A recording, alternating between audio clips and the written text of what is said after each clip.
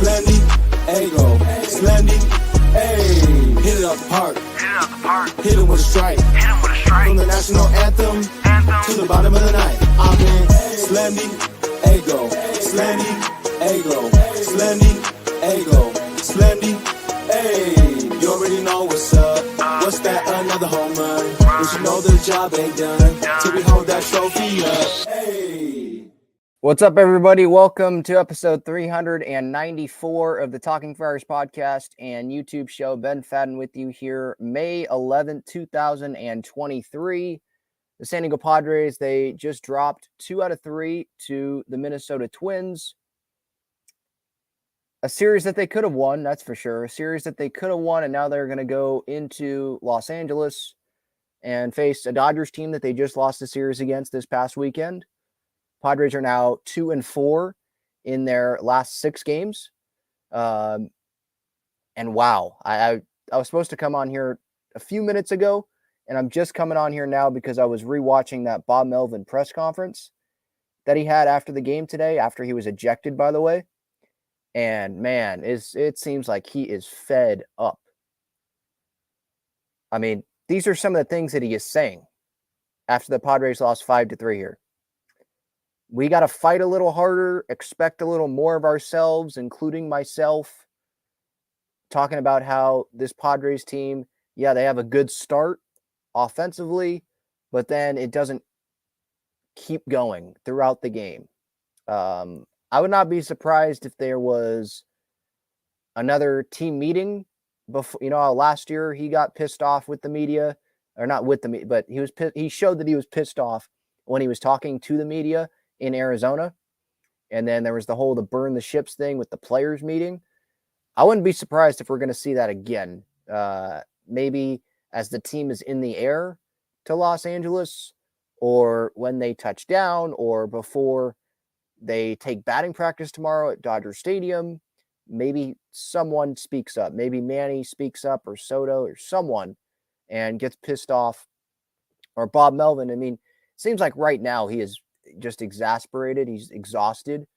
So I wouldn't be surprised if this team comes out tomorrow and plays like pissed off, and they end up beating the Dodgers tomorrow. I would not be surprised.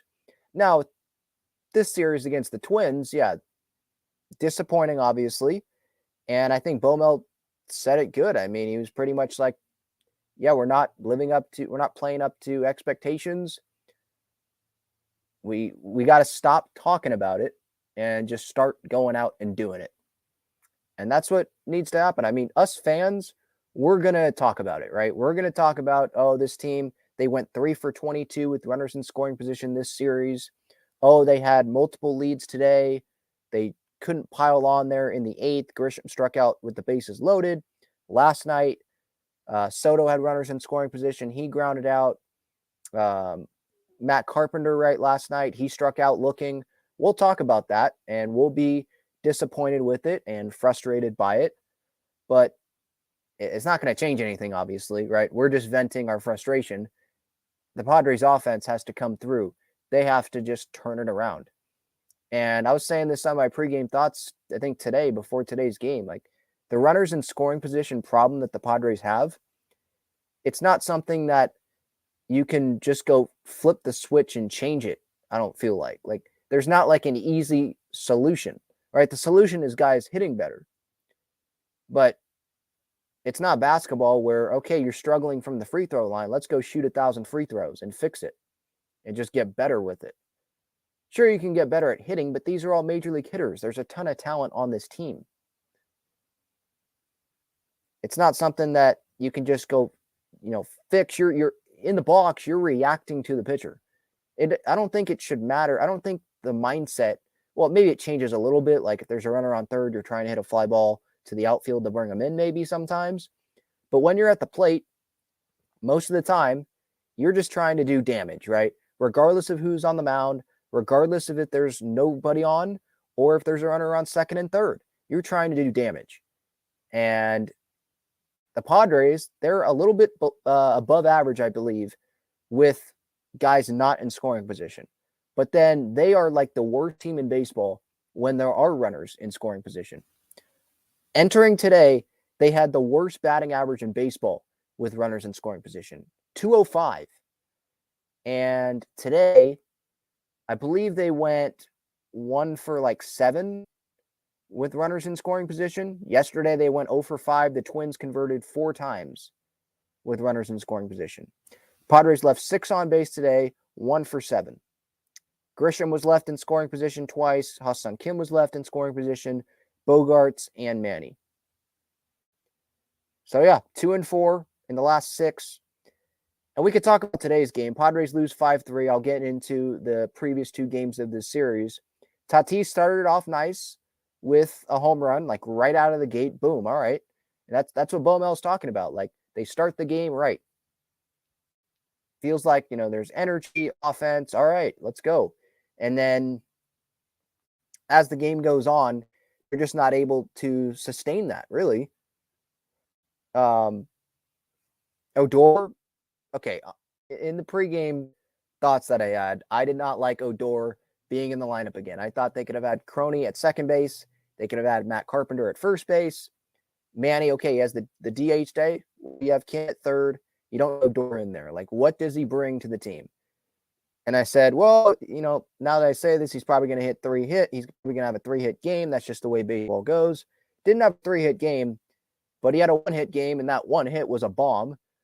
So good for him. That's not going to change my viewpoint on Rougned Odor. I mean, I guess I know Jim Russell likes to do this. He calls out a player, which, by the way, he's been calling out Juan Soto for like the whole year.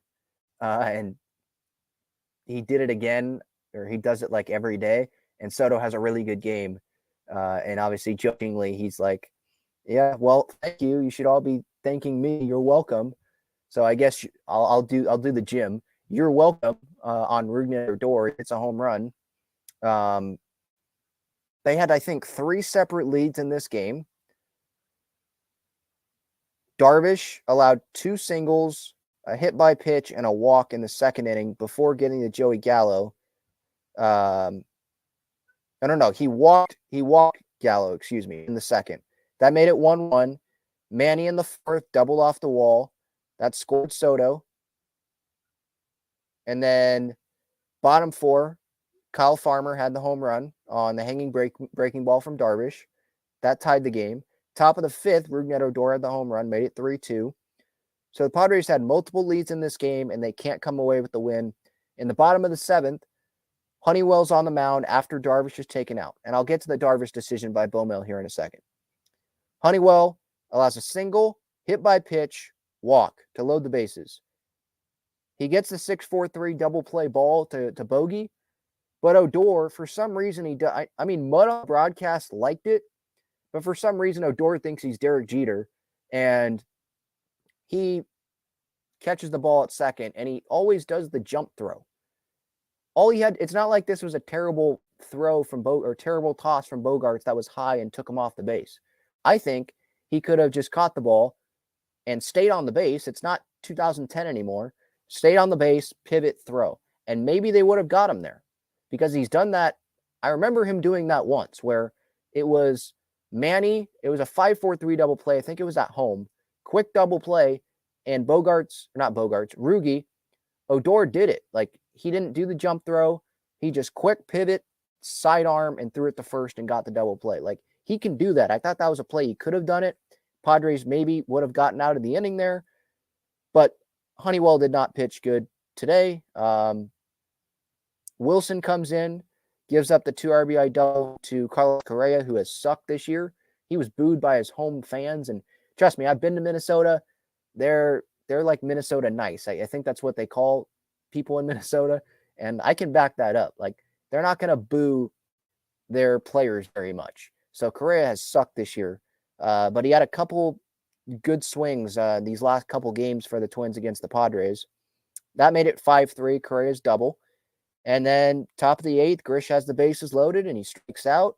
Bomel was ejected in the 8th inning, which I thought that was to maybe fire up the guys a little bit because they had a good start to the game and then didn't do really anything, didn't do much offensively. Like, the reliever that was in for the Twins when Grish struck out there in the 8th, he was trying to give away the lead. He was trying to let the Padres get back into this game. He was. He had a hit by pitch on Bogarts. I think he walked the previous guy, Soto, right? And then, was it Soto or Crony? It was Soto. Yeah. Soto was 2 for 3 today with the walk.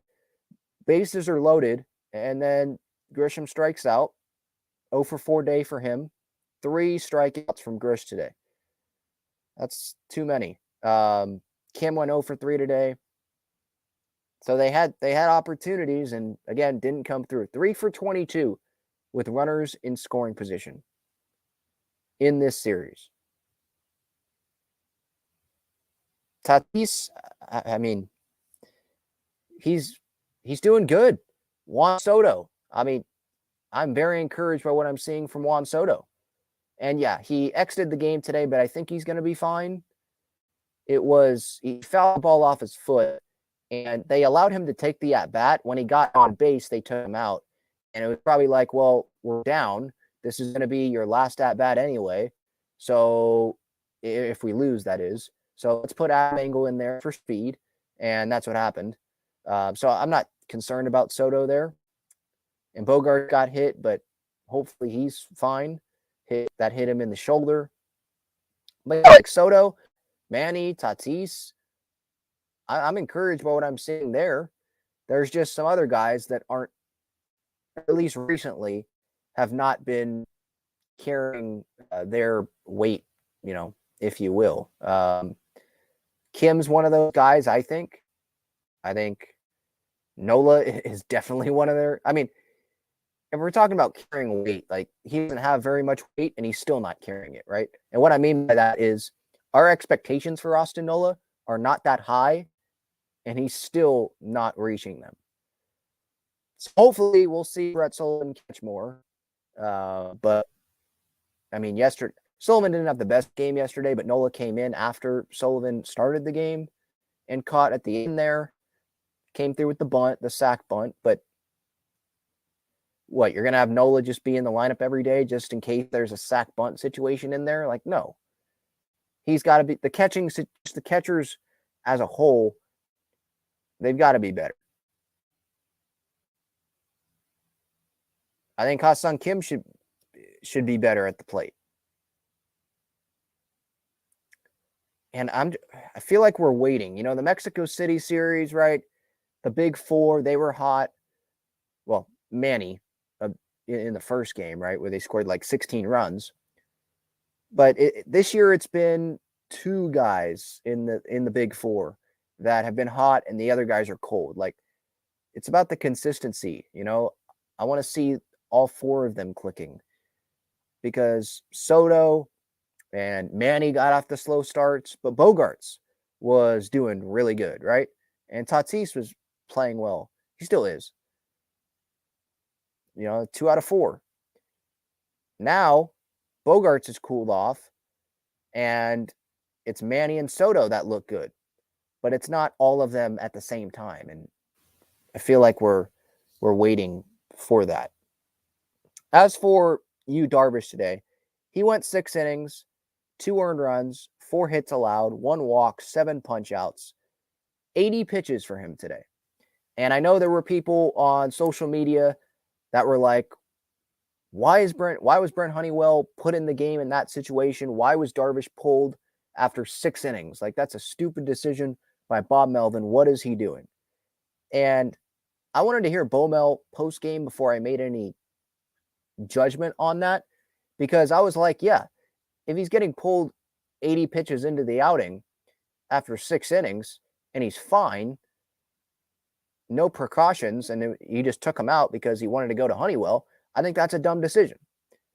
But post-game, Bo Mel said, like, yeah, I was not going to send him back out there for the 7th inning if I wasn't 100% sure that he was okay.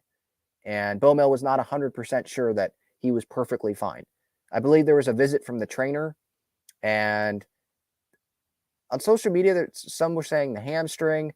Bo Mel mentioned the arm a little bit. He was shaking his arm a little bit. So I don't know what the real truth is about that one, but Darvish, yes, based on what Bo Mill is saying, he should have been taken out after 6 innings, if that's the case. And the offense, like Bo Mill said post-game as well, the offense just put too much pressure on the pitching staff to be like perfect today because they had situations to come through. They had multiple leads, but they just weren't bigger leads than like 1 run, and had to be perfect, and Honeywell was not. Wilson gave up the double to Correa, and then it was 5-3, and the offense didn't score after that. The offense in the 8th inning had the opportunity there, bases loaded, and Grish strikes out. The bullpen is not going to be perfect every time out. It's not. The offense, we expect more out of the offense. We just do.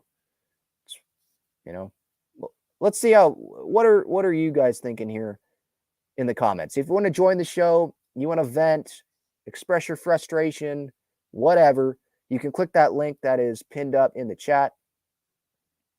Max says, now we have Soto hurt and possibly Bogarts after getting hit in the shoulder going into the Dodgers series tomorrow. Yeah. I don't think Soto is... Look, Soto's probably going to wake up sore tomorrow. I don't think Bogarts is hurt. I would expect Soto to be in the lineup tomorrow. Max says, Grisham was so hot to start the season and now can't get anything going. Same with Bogarts. It's about the consistency, right? Like, there's going to be guys slumping, it feels like, always in the lineup. Like, it's baseball. It's hard. But I'd like to see more often than not the majority of the lineup clicking, and I don't feel like we've really gotten to that point at all consistently this season. Yeah, Max says Honeywell and Wilson kind of choked today. Okay, but, the bullpen's not going to be great every time out.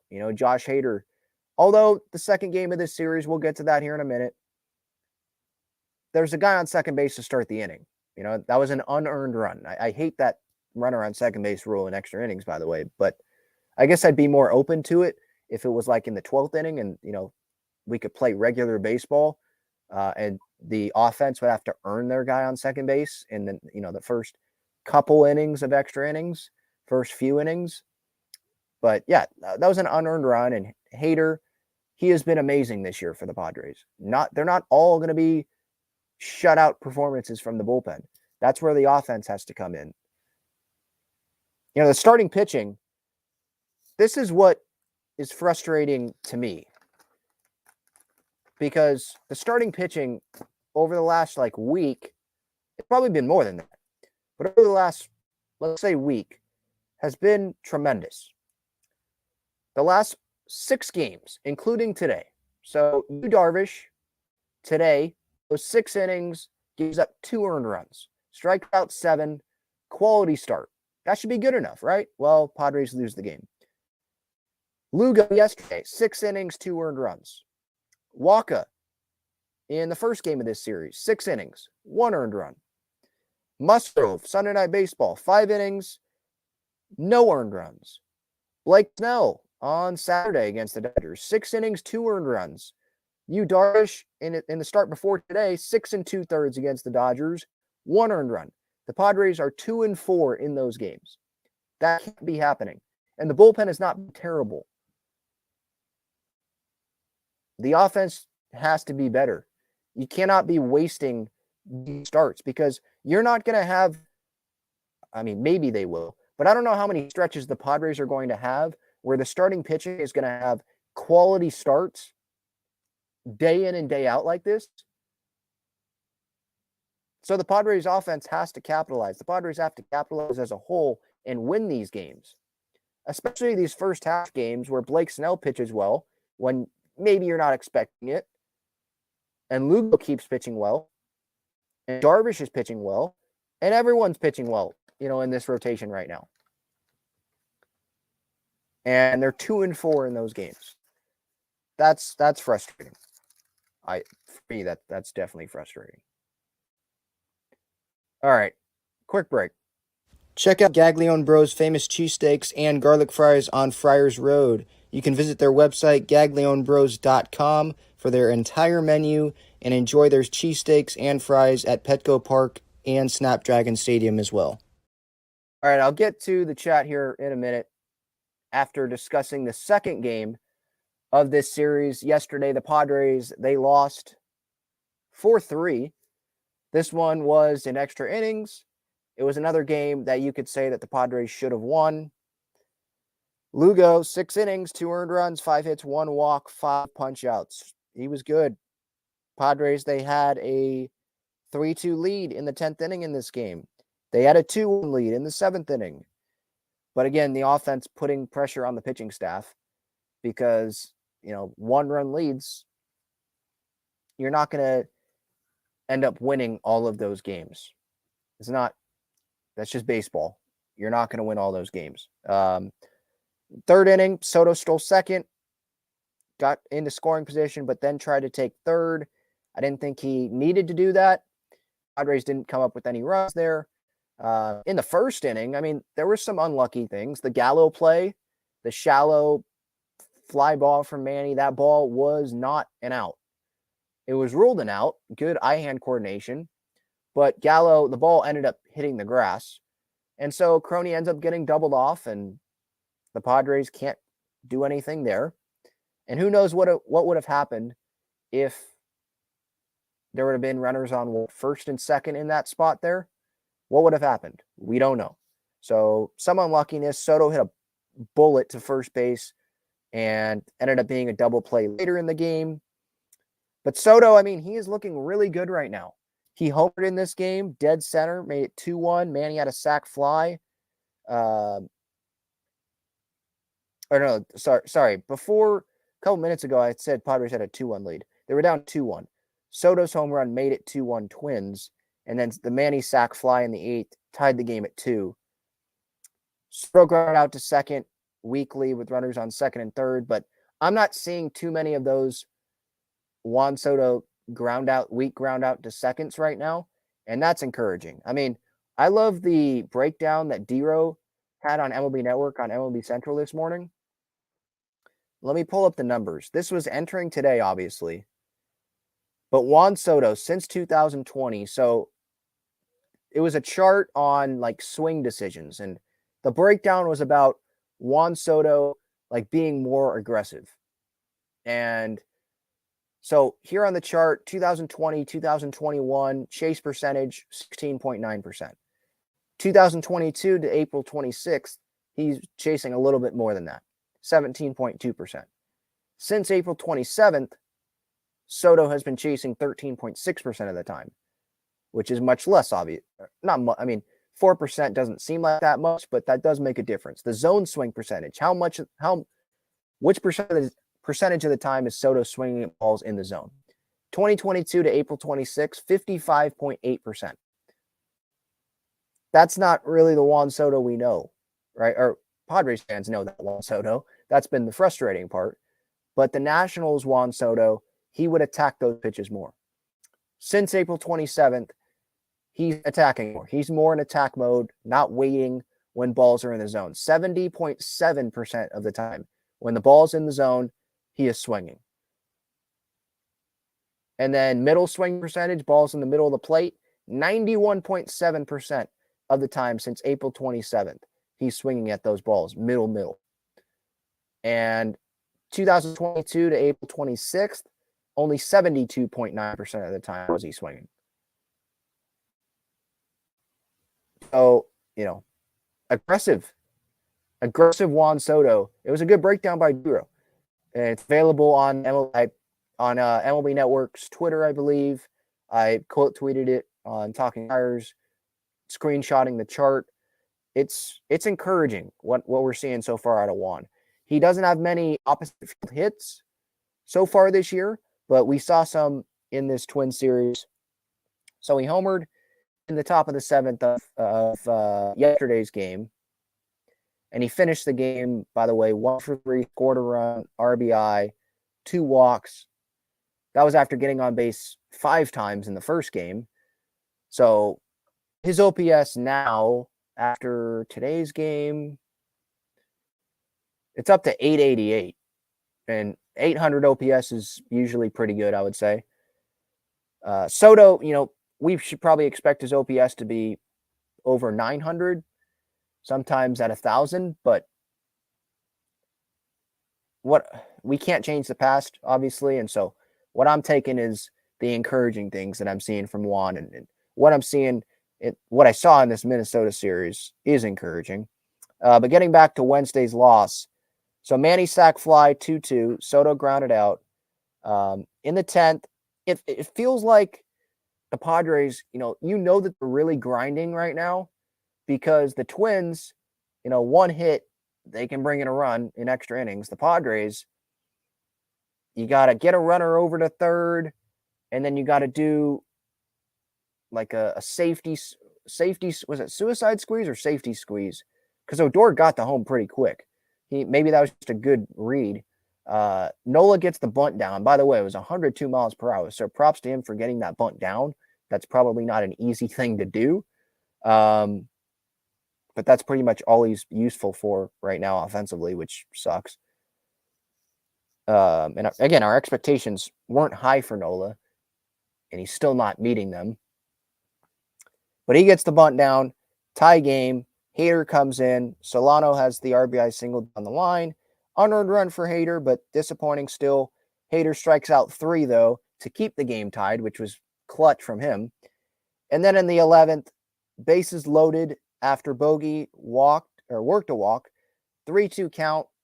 Laid off a great pitch. I was surprised he laid off that pitch. That was kind of like the Bryce Harper changeup that he did not swing at against Robert Suarez in the NLCS last year. Like, man, that's a tough pitch to lay off. But Bogey laid off of it. But then Matt Carpenter comes up, strikes out looking, and he's complaining to the umpire after striking out looking. And it's like, dude, that ball's not even on the corner of the zone, on the black of the plate, if you will. No, that pitch is almost down the middle. Like, you can't be complaining to the umpire about that. You can't be not swinging at that pitch. There's some times this year where, Grish or someone like that hasn't swung at a pitch. Soto, I think, earlier this year didn't swing at a pitch that was kind of on the black, and I think it was to end the game. That's more understandable. I still don't want you to, but that's still more understandable than Carpenter not swinging at that breaking ball that was pretty much middle of the plate, right? If I remember correctly. So, yeah, disappointing. Again, runners in scoring position being the Padres' problem. And that was last night was the 13th game. Manny had the sack fly, but that's not a hit. So that's not in the scorebook. You look at the box score, that's not going to show like, hey, he came through with runners in scoring position. No, it's going to say, no, he got out. It was a fly out. 13th game the Padres had last night. Hitless with runners in scoring position. Entering today, MLB worst 205 batting average with runners in scoring position. And they were 1 for 7 today, so it's not like it got a lot better. They were 1 for 7 today with runners in scoring position.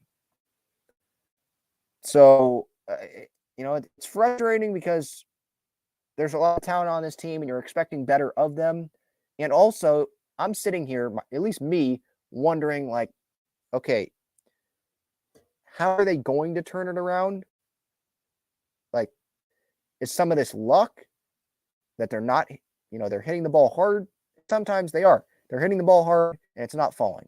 Manny got robbed a couple times today. There was a ball that he hit hard. It looked like it was going in the right center gap. I forget if there was a runner in scoring position here. Right center gap, and Nick Gordon makes a tremendous play. Lays out. Like, tip your cap, So is it luck? Or is it these guys just aren't coming through with runners in scoring position? And I think it's a combination of the two. There's some times where they do get unlucky. Someone hits the ball hard, and it's right at someone.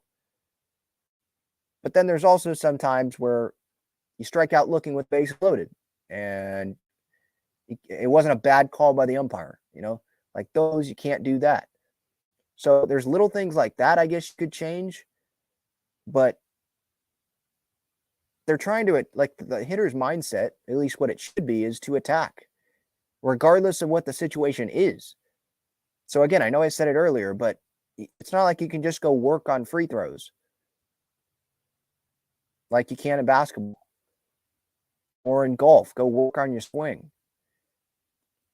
Runners in scoring position, I guess in batting practice, you could get a high velocity machine out there or breaking ball machine and say, all right, there's a runner on third, hit this ball in the air to the outfield.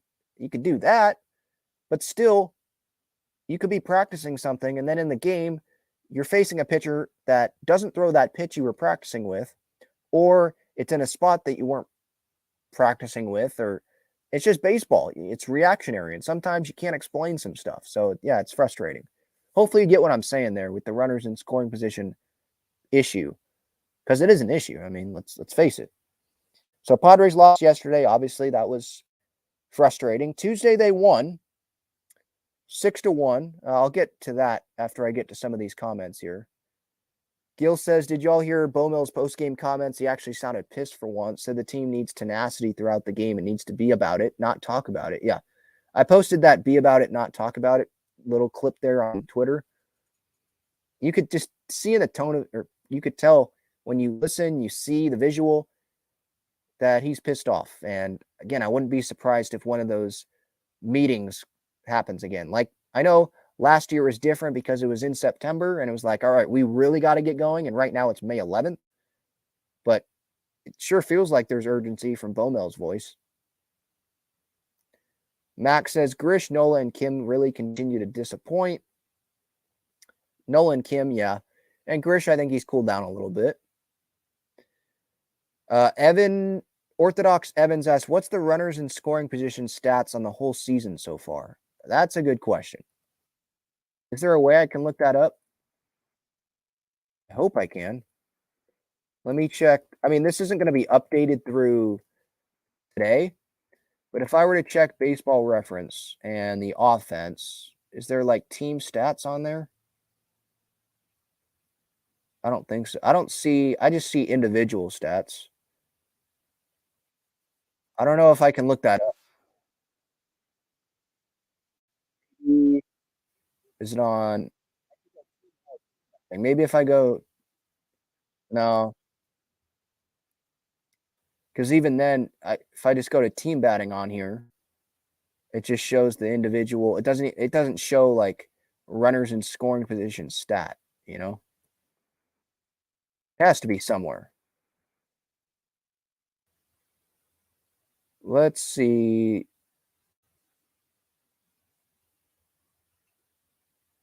I'm gonna go Padres. I'm going on Fangraphs here. Let's see.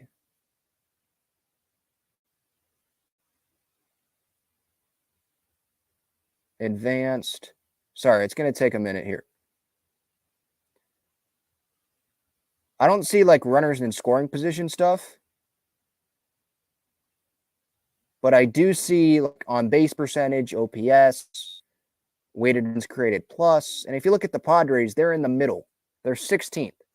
I don't think this is updated through today, but they're 16th. Weighted runs created plus as an offense, 100 is like the league average, I believe. 99 is what the Padres are. That's not what this Padres offense should be. Team is hitting 231. Their on base percentage is 321.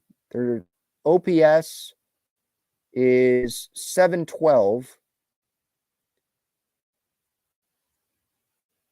Yeah, I'm not seeing a runners in scoring position thing. If we were to rank the OPSs of teams in baseball, the Padres are 17th at 712. If we were to rank, let's see, weighted runs created plus, the Padres are 17th. They're like, if you go 15 is like average, okay, they're a little below average offensively right now. The Oakland A's are 16th on weighted runs created plus. The Padres are 17th.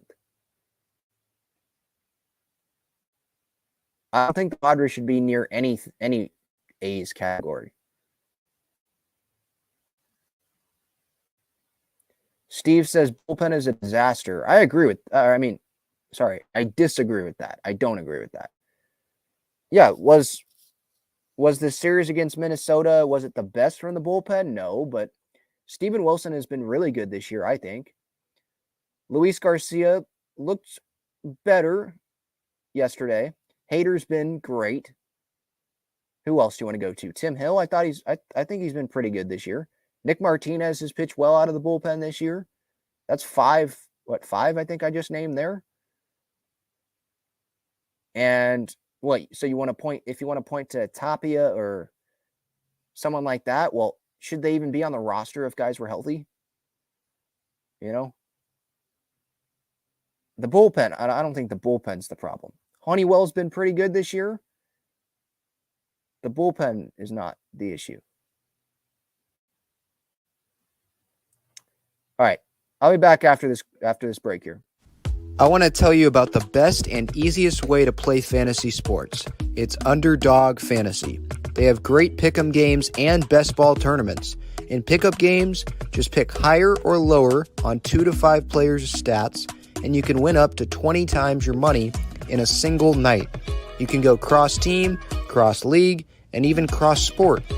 Best ball revolves around the draft, which is what every fan loves the most about fantasy, and it eliminates the hassle of having to manage your roster all season long, resulting in a fun and easy fantasy product. How does it work exactly? You enter a contest where you participate in a snake draft against other users. That lineup that you drafted competes against every other draft in the entire contest. The better the combined performance of your team, the more money you win. After your lineup is all played, Underdog will take the best performing players and automatically set them as your starting lineup. That's it. No waivers, no trades, no worrying about who to start or sit. After you complete your draft, your part is done. Underdog Fantasy offers best ball in a variety of ways, including daily contests, weekly contests, playoff contests, and season-long contests. You can either enter into these and compete against thousands of other entrants for huge prizes, or, if you'd like, you can enter into a private draft with friends and family to compete for a smaller prize pool. Underdog keeps it super simple with their easy-to-use website and mobile apps. Sign up now by clicking the link in the description or by using the promo code TALKINGFRIARS, and you'll double your first deposit up to $100 in bonus cash when you make your first deposit of $10 or more. So if you deposit $100, you get $100 free. If you deposit $10, you get $10 free. All right. I want to share the Bob Melvin audio. By the way, with Underdog, if you would have went with my Austin Nola selection, less than 3 hits, you would have, or not less than 3, less than 1 hit, 0.5 hits. If you would have went under there, you would have hit on that one. So Bob Melvin, you know, I talked about some of his post-game comments. Here are his full comments. I don't know about full, but this is what Bally Sports showed on television today after the game. Here, hopefully, let me know in the chat if you cannot hear these comments. We got to perform better. That's what we have to do.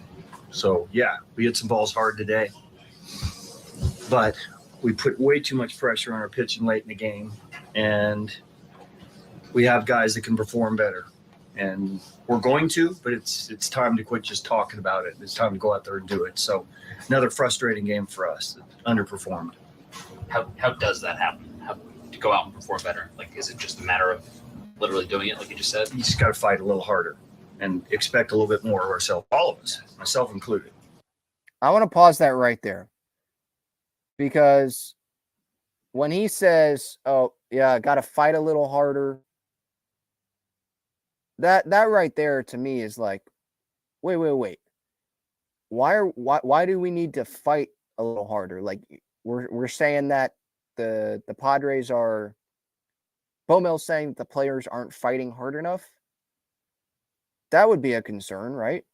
I mean, the players have to, they should not need Bomel to say, yeah, let's go, fire it up, let's go, fight a little harder. You're trying to go win the division, right? You're trying to go be World Series contenders. You have the talent to do so. I don't think they should need more motivation than that. So we have not done that to this point. These stretches happen, but it's going on too long. We got to break through here at some point. Doesn't seem like you that you would say that to us without having said that to them. Is this? I don't I don't talk about that stuff, so they know how I feel. Do you think it's been that there's just a little too much confidence based on who they are that they're going to turn it around? I don't too think much. so for a minute. I just don't think there's enough tenacity throughout the course of the game. We show signs of it. We show spurts of it.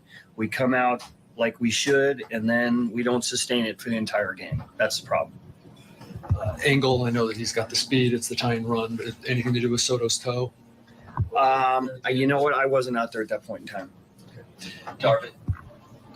First of all, what did you think of Darvish today? And was the seventh inning at least at all related to whatever was going on? You know what? It might be a tiny bit of tightness, but I was not going to let him go out there for the seventh inning if, he was feeling anything. So he's okay. He wanted to go out there. He'll be fine for his next start. I just didn't want him to have to go out there and pitch the seventh inning if I didn't think he was 100%. Tightness in what capacity? What was He was just shaking his arm a little bit out there, and just I didn't feel comfortable sending him out. The inconsistency of the strike zone is something that you seem to have issue with all day. I did, but you know what? You got to fight through those things too. So we did. It wasn't a great strike zone, and we did. We had some good at bats. Manny had some great at bats, but it's a result-oriented game, and we're not seeing those right now. All right, there you go, Bob Melvin. I mean, he's saying it right there. What has to happen? More tenacity. They got to carry the intensity throughout the game. Telling the media, like, they know how I feel. That tells me that I think a meeting has happened. Maybe a meeting just happened before he spoke to the media where he got pissed off. Or maybe something happened before even today's game and they just came out again and not converting enough with runners in scoring position. I don't know. But that's the most memorable Bomel press conference post game that I've seen since that Arizona game. And shortly thereafter, we heard about the burn the ships and the player only meeting, and Bomel had one as well the night before. So that there is more urgency right now with this season when it's not September when he's doing this, it's May. Like, he knows that there's more that this team has and they're just not showing it. This team should not be a 500 team. We're almost 40 games in now. We're 38 games in. This team, right, 38? This team should not be a 500 team. I know there's been injuries, and the schedule has not been friendly to the Padres, definitely to start the year in April, but that should not be used as an excuse when you have this much talent on the roster. I'll get back to the chat. The Padres, they won Tuesday 6-1, and that was encouraging because they were able to pile it on with the Manny bomb, and that ball was crushed. Waka had another quality start, 6 innings, 1 earned run, 3 hits, 3 walks, 4 punch outs. Was able to get out of that fourth trouble there. Walked 2, only 1 scored though. Got Gallo to strike out, got Christian Vasquez to strike out. Like I said, it was encouraging because there's been a lot of close Padre games, right? Where, okay, they get the win, but it was not like a blowout win, or I'm not saying like 6-1 is like a blowout, but it made me smile at the end of the night, right? Because it was like, okay, yeah, they won that, or no, excuse me, they didn't win. They lost the Dodger series, right? And that was a really sucky ending there on Sunday night baseball as well. And they had the off day, and it was like, all right, let's just get that out of our heads and go get a win. And they got the win. And the pitching was good. Like, it was a really good night there. But that doesn't mean anything, really. It doesn't mean much if you can't continue it. And they didn't really continue it. And I think we got to remember now, Probably if the Padres would have won this series, I would have just looked back at Tuesday and be like, yeah, they won 6-1, bringing up 6 runs. Like, that's great. Yeah. But then when you look back at it, Padres lose this series. I guess my head just goes towards the negative parts of, let's pick apart Tuesday's win, even though they won, just because they lost the series. And you realize on Tuesday that in the 7th, when they scored 2 runs, they scored 2 runs without a hit. So it's not like Tuesday should have even been like that much of this big convincing win. The 7th, so Kim took third on, because Nola was going to bunt, right? He had the bunt down, and around at third was so focused on that. And so he left third open because he was on the infield grass looking for the bunt, right? So Kim took third there, and then he ends up scoring, and Tatis ends up getting on base in the 7th because Grish kind of got caught at second base, and Correa gets him. Tatis steals second. There's a bad throw by Vasquez. He takes third, and then he gets home after Crony walked because Vasquez decided to throw it to third and he ended up hitting Tatis in the back when Tatis was like a foot away from the bag. So it was not like the way they took the lead there. And I applaud them for taking advantage of Minnesota's mistakes, but now that you look back at it, or if you want to look back at it from the negative viewpoint, that win on what was that, Tuesday, probably shouldn't have been that encouraging. I mean, it was encouraging on a couple fronts. I mean, starting pitching, the bullpen, Soto 4-hit game, reach base 5 times, Manny with a big home run. Like, yeah, that was encouraging. But what about the rest? I hit on it earlier about, the big 4, and 2 or 3 of them might have good games, but then what about the 4th? We haven't seen, all of them consistently get going yet, consistently with each other. So we're just waiting for that, right? And the rest of the lineup, some guys are hot, some guys are cold. I know it's baseball, but it doesn't feel like we've gotten the majority of the lineup going at the same time consistently this year. And they sit at 500 right now, 19-19, third in the National League West. I did want to mention during this series, Tatis had a good throw today to second, had a good throw last night, throwing out Correa at home. So he's looking comfortable in right field. I mean, you look at the baseball savant numbers. Let me pull those up. If you look at the baseball savant numbers here of Tatis in the outfield, and you look at his jump and the speed, obviously, there's a lot of red. Whiff rate's not good. He's chasing. He's not walking, but he's an aggressive guy. Like that's what he's been. Sprint speed, 98th percentile. Outs above average in the red, 86th percentile. Outfield jump, 97th percentile. So, I mean, that's like Trent Grisham right there, like in terms of like getting a good jump on a ball. So I'm impressed by what I'm seeing so far out of Fernando in right field, and it seems like he's enjoying it. And I'm interested in seeing what happens at Dodger Stadium, obviously, this weekend, and hopefully nothing too terribly happens. And we'll get to that. But just wanted to get to the rest of the chat. A disappointing series loss. I still am going to say, yeah, you can get on me for this, whatever. I don't care. I still think they're going to turn it around. But yeah, it's me saying that doesn't do anything, right? Any sports talk host saying that doesn't mean anything. The players saying it doesn't mean anything. Bomel saying, yeah, it'll get going like he has, doesn't mean anything. They just have to do it consistently to show that, yeah, we're turning it around. Yeah, this is the real Padres. Brent says, time to bring up Iglesias. Is he a righty? I think he's a righty, so I don't know if the Padres would want to do that. I think they like having a lefty on the bench there, but I wouldn't be surprised to see Iglesias at some point this year.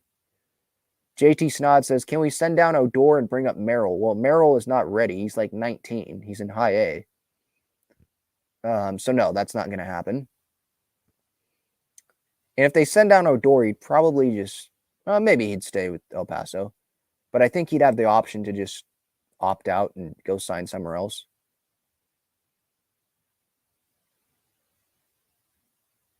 JD's third says, Bo Mid babies these guys. You said he was fine. Listen to the pitcher. No. But that's not what you want to do. Darvish already delivered a quality start. I know he's only at 80 pitches, but it's May 11th. Of course, the pitcher is going to say, I'm fine and want to stay in the game. That's what they do. They're professional athletes. They're going to want to stay in the game. They don't want to leave. So note, that's not the smart thing to do all the time, is to listen. And Bomel usually does. He is someone that has had a track record of keeping pitchers in. But when your ace is on the mound and he's already delivered 6 strong innings and you don't know if he's actually okay, you take him out. And the bullpen has been good this year. So, and like Bomel said in the post game presser, like the offense put a lot of pressure on the bullpen today and just the pitching in general and this season because they're not scoring a ton of runs.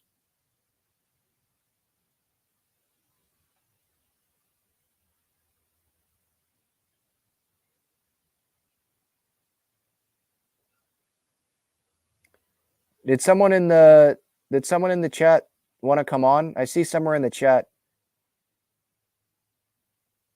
Oh, Matt, do you want to come on the show?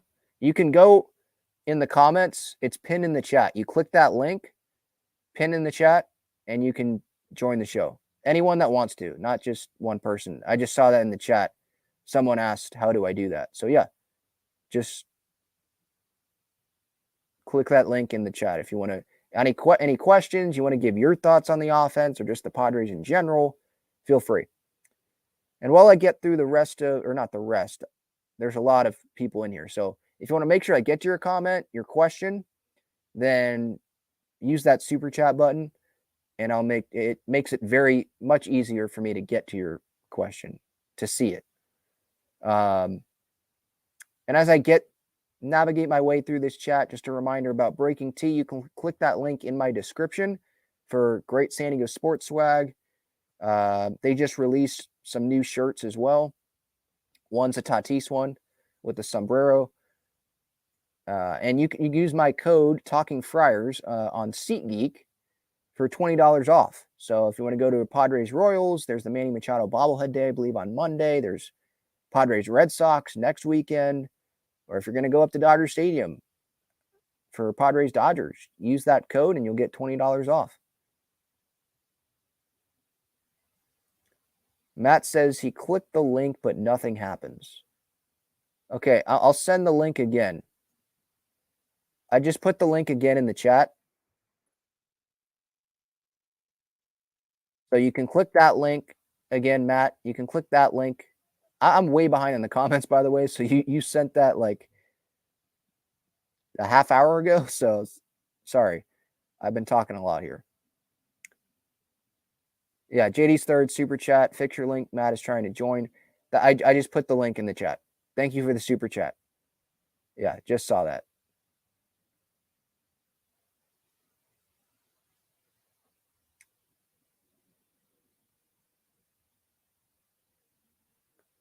The practicing guitarist says, anyone who knows baseball could see this team was flawed from the start of the season. The Sunshine Pumpers on Twitter are too obsessed with WAR and meaningless statistics to see it. I think there's a lot of people that don't like where the team's at right now, actually, from what I'm seeing on social media. I'm not seeing too many that are like, it's all right. I think it is all right. I'm just still pissed off, right? Just disappointed.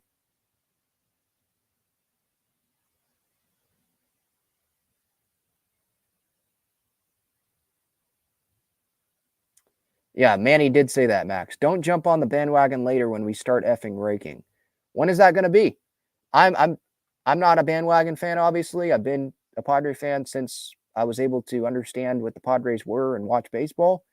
So I'm going to continue being with this team, and everyone in the chat here probably will continue being with this team.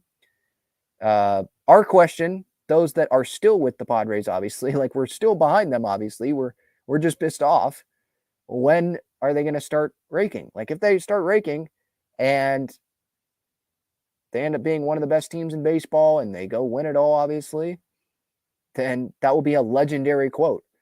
But that quote's not going to look too good for Manny if the Padres don't end up raking and they have like a first round exit or something like that. I think they will turn it around, but we know how social media works. Like people just bookmark tweets, quotes from athletes, and when it doesn't work out,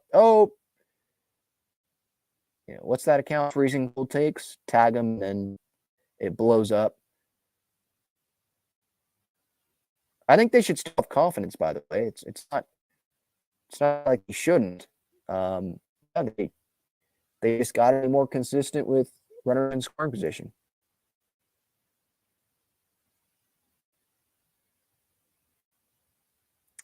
CBS 121 believes the Padres are going to get swept this weekend. I mean, I disagree with that. I think they're going to go win tomorrow. I believe that a meeting is going to happen. Like, Bo Mill is pissed. Something's going to happen, and hopefully they come out and play some really inspired baseball. Matt says he's pissed because he knows they're going to get him fired.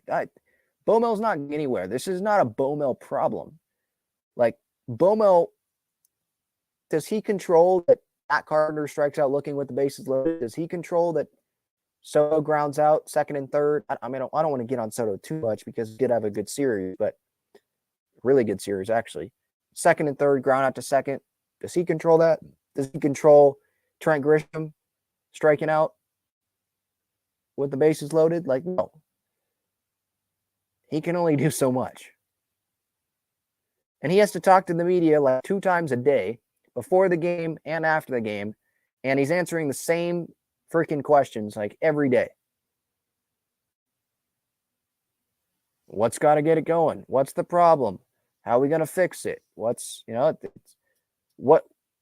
He's run out of answers. Like, that's what I got from Bo Mill today, post game. He's exasperated. He has run out of answers. We're at the time where it's like, yep, got to stop saying it and just got to go do it.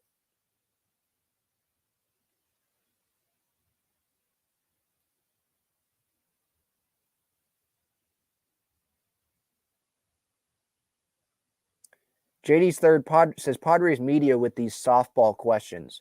What are they supposed to ask Bo Mill? No, seriously. AC and Casavell and Lynn, I think those are the guys that are there. They're asking the same questions pretty much every day and probably trying to find a way to rephrase stuff. How do you fix it? What's the problem? Is it an approach thing? Like, what do you want? What do you want them to ask?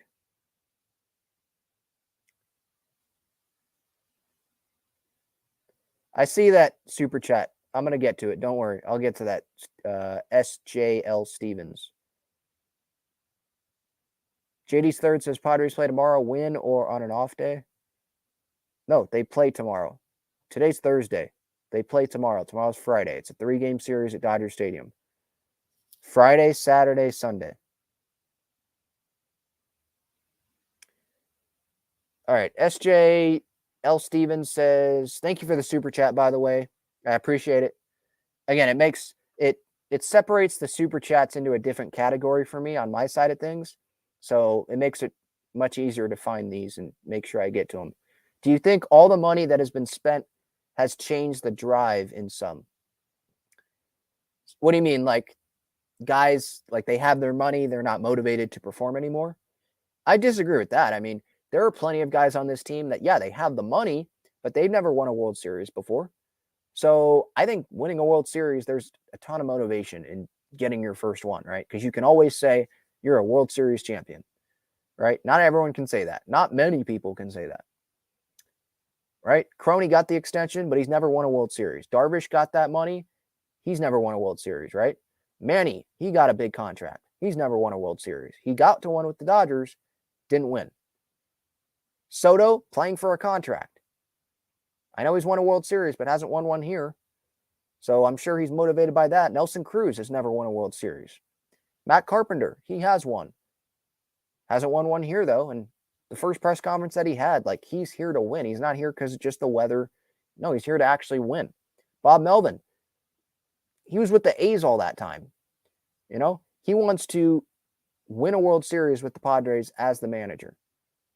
So, you know, Hader's never won one. Like, there's a ton of people that have a ton of motivation, I would think, to go win a World Series. So I disagree about the money that has been spent. Has that changed the drive in some people? All right. Let's talk about what's coming up. So the Padres, obviously, like I said, they're 2-4 in the last 6 games. They dropped 2 out of 3 to the Dodgers last weekend.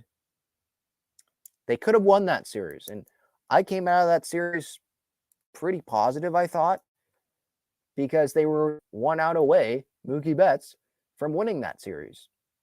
And Hader ended up giving up the home run, right? Now, the Padres, they head into Dodger Stadium, and I expect it to be another close series. On Friday, tomorrow, we got Blake Snell against Dustin May. On Saturday, at 4:15, it's the national TV Fox game. Joe Musgrove against Julio Urias. On Sunday at 1:10, it is Michael Wacha against Tony Gonsolin. So it's not the same pitching matchups the whole series, because Kershaw pitched against the Brewers in the Dodgers series finale. They just took 2 out of 3 from Milwaukee in Milwaukee. Darvish obviously pitched today. But the first 2 games of this series are the same matchups as last Saturday, which is the Friday pitching matchup, Snell-May. And then last Sunday, Sunday Night Baseball was Musgrove-Urias. That's Saturday, 4:15. Fridays at 7:10. Saturday, 4:15. Sunday, 1:10. The fan reception for Fernando, I think that's going to be like the storyline heading into this series. I mean, Padres fans, I think we're going to be like, okay, can we win this series against the Dodgers in the regular season, please?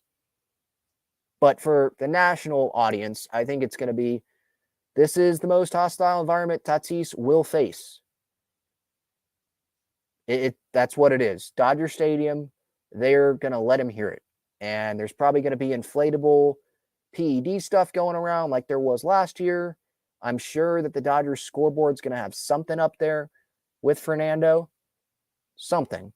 Especially after what the Padres did with Kershaw. It would just make sense. Dodger fans, you know, they boo Manny. It's going to be like that for Tatis for the rest of his career. There's probably going to be a ton of steroid chants and some jokes at Tatis's way in the outfield. It's not like the infield where Fernando is at shortstop and maybe he can tune out the Dodger fans a little bit. In the outfield, I mean, you're just standing there in between pitches, and sometimes he might not get a lot of action out there. And he's just standing there. And he's not that far away from Dodger fans. So he's going to hear it. I would expect Tatis to be dancing a little bit in the outfield when he does hear those chants and when he does hear those heckles. And hopefully, I mean, you know what? I'll guarantee a home run from Tatis in this series. Like, he homered today. He's going to feed off those boos, and he's going to hit a bomb off of someone. I'm not going to call who it is, but he's going to hit a bomb, and he's going to be rubbing it in. He's going to He's going to rub it in those Dodger fans' faces. He's going to be dancing around third. He's going to be dancing in the dugout. He's going to be dancing in right field. I think that's what's going to happen at some point in this series. Don't know when. I mean, a home run off of...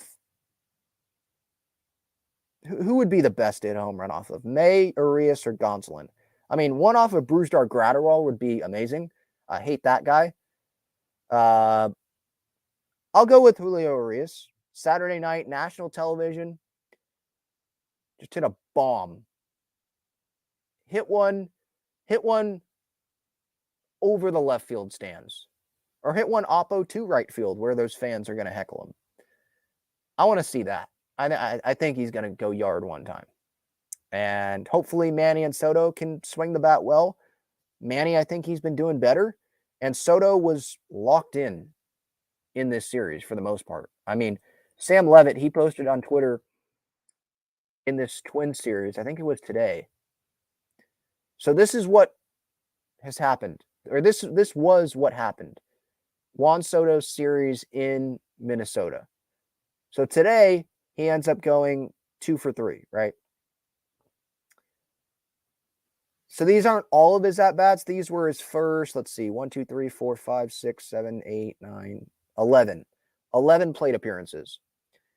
Single at 101.6 miles per hour. A double at 108.9. Walk, a double, 108.4. A single, 111.5 miles per hour. Walk, line out, which I believe was the double play, 103.7. A homer, 107.1. Ground out, but then intentionally walked, double, 90.9 miles per hour, and then another double, 102.2 miles per hour. I mean, crushing the ball. So, yeah, he is looking really good right now. Really good. So hopefully he can continue that and hit an oppo bomb. Maybe a couple at Dodger Stadium. Shut those fans up. Social media might be an S show this weekend. I'm just thinking, because last weekend was nuts. There were just so many things that were happening. But yeah, I would think there's going to be some time. There's going to be some times where Tatis is going to look up at the fans in the stands and see some signs. There was that one Mookie sign. Mookie eats corn the long way or something on last Saturday. Mookie actually thought that was funny. I don't think it's going to be like that at Dodger Stadium. I think it's going to be like actually, more rude, steroid stuff, cheating stuff. Some Dodger fans that probably think he's still doing it. There's going to be some ringworm jokes probably. So don't get too pissed off about it. Like if something's funny, then I'm going to laugh at it. It's going to be funny. Obviously, I don't want them. Don't make things personal with his family. Like that's all I want from Dodger fans. Like I understand they're going to get at him, but don't make things personal with his family. Don't throw things at him, things like that. And I can't sit here and say that Dodger fans are going to not make things personal and not throw things at him. And that's unfortunate, but that's just who Dodger fans, and I'm not saying all Dodger fans, there are some decent human being Dodger fans, but it just feels the ones that we see, on social media and all that, it seems like that is something that they would do, is make things personal and go over the line. So hopefully that does not happen. All right. Was there anything post-game that Bob Melvin said that also stood out? Because I don't know if Bally posted the whole post-game comments from Bob Melvin. I know I played those earlier, but I don't know if that was all of the questions that he was asked. Because Bally could probably edit some of the questions or edit when they cut out of the press conference. All I'm seeing is pretty much what I played, that 2.5 minute video of Bomel talking about the tenacity. Darvish took him out because he wasn't 100% sure that he was completely fine. The team's underperforming. They can perform better, but it's time to start doing it and stop talking about it. Just go do it. That's what we got out of Bomel. And yeah, he's pissed. Just like a lot of Padres fans are. All right. Let's get to some other San Diego sports stuff here. So the San Diego Wave, just want to throw it out there. They play on Sunday. They play Sunday against the Kansas City Current on Paramount Plus. That's at 3 p.m. The Wave, they've lost 2 games in a row. So hopefully they can turn that around. I don't know if I don't think Korniak's going to be healthy. Don't know if Van Egerman's going to play. Don't know if Turnbow's going to play. But they missed some opportunities last weekend against Washington So hopefully they can bounce back, because if they don't in the regular season, they're going to be 3-4. And that's not a way you want to start off a season where trying to contend, right? I think they are. I think they're going to win on Sunday. I think they're a championship contender, but you don't want to start off the regular season play with a losing record, 3-4, because that's digging a little bit of a hole. It's a hole they can get out of. It's a long season. So the way they play Kansas City on Mother's Day, and then the Loyal. By the way, Anthony, I do see you on the screen here. So in my chat room here. So if you want to come on, can you turn your camera on just so I can see that you do want to come on? And then I'll put you on here and you can say whatever you want to say. The Loyal, by the way, they play on Saturday. That's at, I think, 7 p.m. Fox 5 against Rio Grande Valley. And there's a lot of stuff going on with the Loyal right now. A lot of stuff. The Loyal, obviously, there's this whole MLS thing, right? And they released a letter on Wednesday. Andrew Vasiliadis, he is the chairman, the owner, if you will, of the San Diego Loyal. And so here's the statement. It says, "Dear San Diego, we want to take a moment to express our deepest gratitude for your unwavering support over the past 4 years. You have made our dream of bringing professional soccer to San Diego a reality. Together, we have created a community of fans, families, players, and civic leaders who bleed Torrey Green. Your memories are at our games, photos with our players, and pride in wearing our crest in the stands have been the lifeblood of our success, and we are humbled by your loyalty. We have become aware of an independent ownership group that intends to launch their own club in San Diego. Our unwavering commitment is to the vision of growing soccer in this city, and we want to make that abundantly clear. Landon Donovan, the entire San Diego Loyal team, and I are dedicated to this mission, and we will continue to work tirelessly to achieve it. Our passion for soccer and for our community will never falter. San Diego, we are one with you. Our love for this city runs deep. This is our home, and we are proud to be part of its rich and diverse fabric. Our plan is simple. We aren't going anywhere. Hashtag stay loyal. Andrew Vasiliadis, chairman and owner of the Loyal." So what I got out of that, like as I was reading, the first time I was reading it was like, okay, this is a letter. This is something serious here, because we did not know, are the Loyal going to be the MLS team? There were some conversations according to some reports, but we didn't know like what was going on with the Loyal. Are they going to fold if the MLS team comes? What's happening? So as I was reading this, I was like, all right, well, they're thanking the community. Are they just stopping right now? Or are they going to say we're switching? We're going to join this ownership group? What's happening here? And then they said, we have become aware of the independent ownership group. We're not going anywhere. We have become aware of an independent ownership group that intends to launch their own club. Those are key words there. Launch their own club. That's where I was like, all right, well, the San Diego Loyal, they're not, it seems like the plan is they're not going to be the MLS team. They're not really going to work with this MLS team. And I think the Loyal, so they're staying here. So what's going to happen, it seems like, is they're not going to be a part of this MLS ownership group and try to make the Loyal the MLS team. The Mansour group and Saquon, that's the independent ownership group that the Loyal are referring to. They're going to stay in San Diego. They're just going to stay in the USL, which is like second division soccer here in America. So I'm interested in seeing how this plays out. Like, what I hope is that, okay, if the Loyal, they probably want to be the MLS team, but I understand Mohamed Mansour, the lead guy that is getting this, that it looks like is going to bring MLS to San Diego. He's going to be the owner of this new club when everything gets approved, right?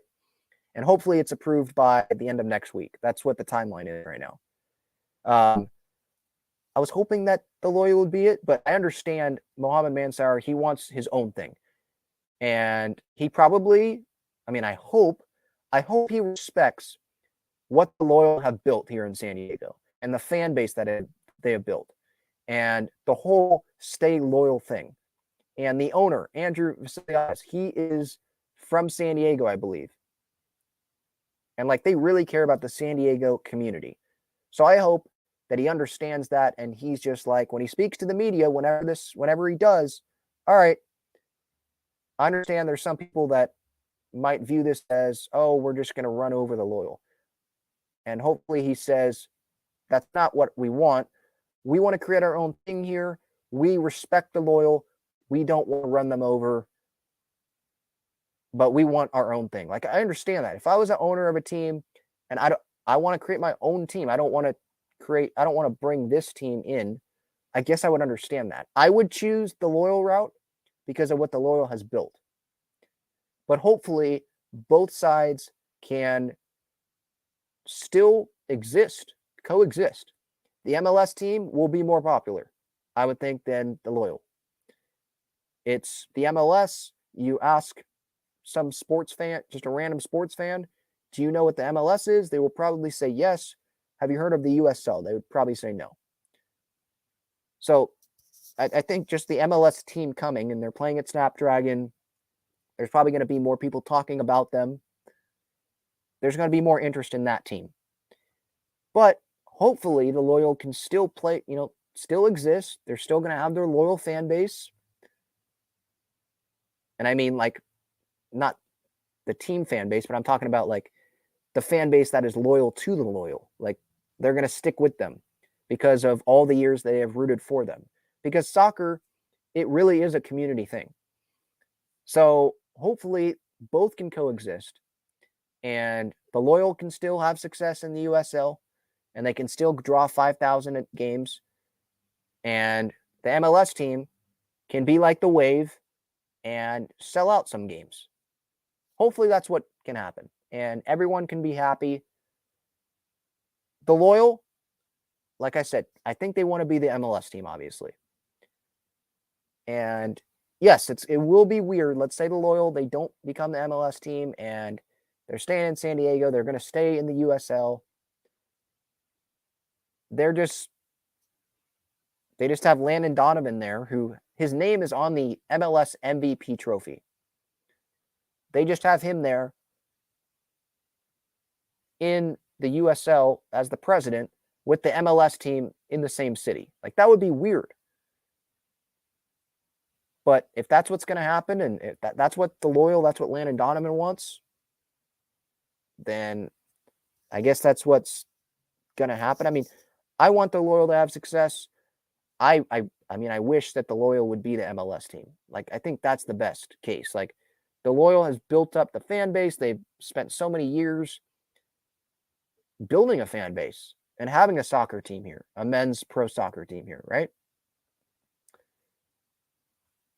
I wanted them to be rewarded and get this MLS franchise, be elevated. You get the money from Mohamed Mansour. Landon Donovan can be a part of it. Like, that would be great. But it doesn't seem like that's what is going to happen. It's disappointing. But I'm Team San Diego. I'm going to root for the MLS team. I'm going to root for the loyal. Like, I hope that both do well. It's not like it's the Lakers and the Clippers where, well, no, root for one. Root for one. It's the end. They're in the same league. One's in the USL, one's in the MLS. So I hope San Diego fans will embrace both teams still, and they're not going to feel like, oh, I got to pick either the loyal or the MLS team. No, hopefully you support both. Hopefully you just support the San Diego soccer. You support the Wave, you support the loyal, and you support this San Diego expansion team. Hopefully that, this Mohamed Mansour guy, this Mansour group, the Saquon group, whenever this announcement happens, hopefully they can come in and really make sure that it's obvious that they care about the San Diego community and they care about the loyal. I know that it's, you come in and you want to do your own thing. That's what it seems like is going to happen. You want to do your own thing, and the loyal are in the USL. They're not a part of you MLS team. And so it's going to look like, yeah, we don't care about the loyal. We're coming in and we're just going to kick you guys to the curb. And good luck. But hopefully they can be like, we couldn't come to an agreement. We support the loyal. We support Landon Donovan. We hope that they do well. And hopefully there's some way that this MLS team can support the loyal. Like, they can promote the loyal. They can allow the loyal to have like tents and stuff set up at the MLS matches to promote themselves. Make this a partnership instead of having this guy come in with this MLS team and not give any crap about the loyal, right? I still hope that the loyal, that, last minute they can change things in the loyal or the MLS team, but it just doesn't seem like that.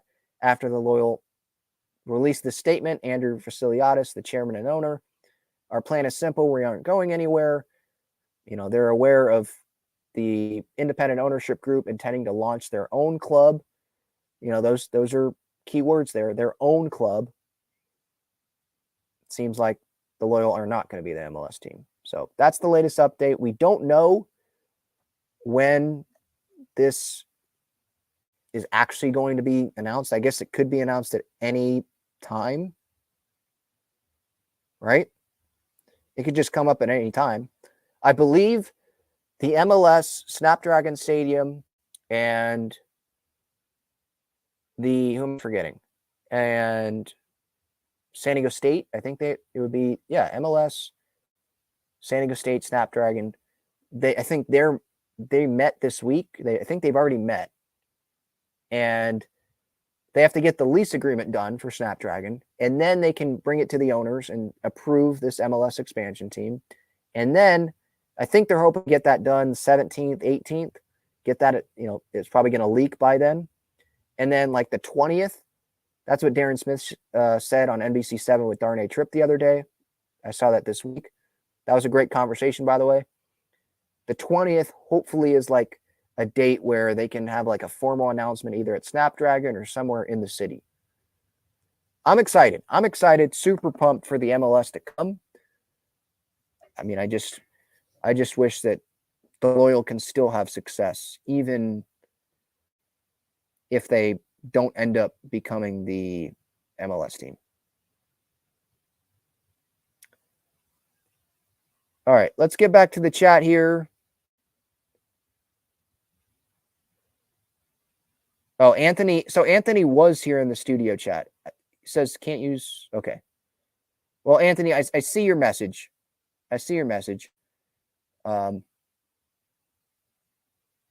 Just put your thoughts in the chat then. Yeah, sorry that's not working. Just put your thoughts in the chat and I'll get to them. Yes, JD's third. Baseball is hard sometimes. Yep.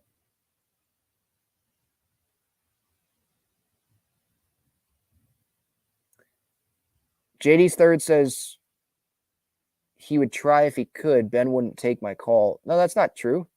If you click the link, I would take your call. If you want to show your face and be on the show, yeah, I would or even if you don't want to show your face, just let me know that, and yeah, I'll have you on. I'll let anyone come on. I love talking with other Padres fans. The media does talk to players, by the way, after losses. That just doesn't get shown on Bally because we talk at like different times. Where the manager gets set after the game, there's like that set, 5 minutes that the manager talks in the media room with the media. So there's a camera set up there.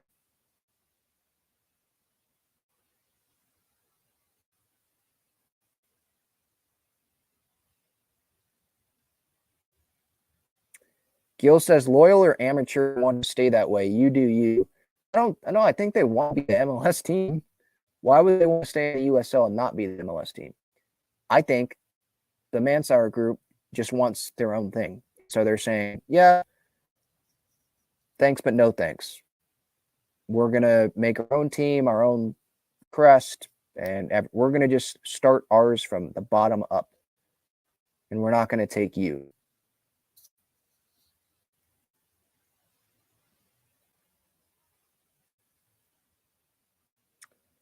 Matt says, if Nola has options and is not sent down, someone needs to be fired if he doesn't DFA him. Doesn't Nola have any options?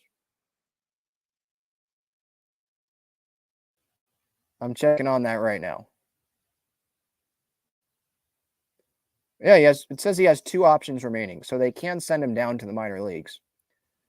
But then you're putting a lot of pressure on Brett Sullivan, a rookie catcher, and Luis Camposano when he comes back, who is also like a rookie catcher, doesn't have a ton of playing time. So you're trusting them. I don't know if the Padres are at that point where they want to do that right now. And how do the pitchers feel about that? Because the pitchers will have a say. Trust me, the pitchers will have a say on that. If the Padres go to them, they go to Joe Musgrove or Yu Darvish and say, yeah, Austin Nola's not on this team anymore. How are they going to feel about that? I don't think Yu Darvish is going to sit there and be like, oh, that's great. Okay, yeah, I'll go pitch to Brett Sullivan every start now. He's only pitched to 2 guys in his Padres career. So he's a comfort guy. So I don't see them sending Nola down anytime soon. I think Nola doesn't deserve the amount of starts that he's getting, but Campy's also hurt. I'd like to see Campy come back and see what happens. All right, that's going to do it. Talking Friars episode 394. Thank you, everyone, for being here. Again, you can use my code Talking Friars on SeatGeek, $20 off. Check out Underdog Fantasy, Breaking T, great San Diego swag. Underdog Fantasy, great place for pick'ems. Gaglione Bros, main location on Friars Road. They're also at Petco Park and Snapdragon Stadium. So check them out there. Thank you, everyone, for the time, and I'll talk to you later. See ya.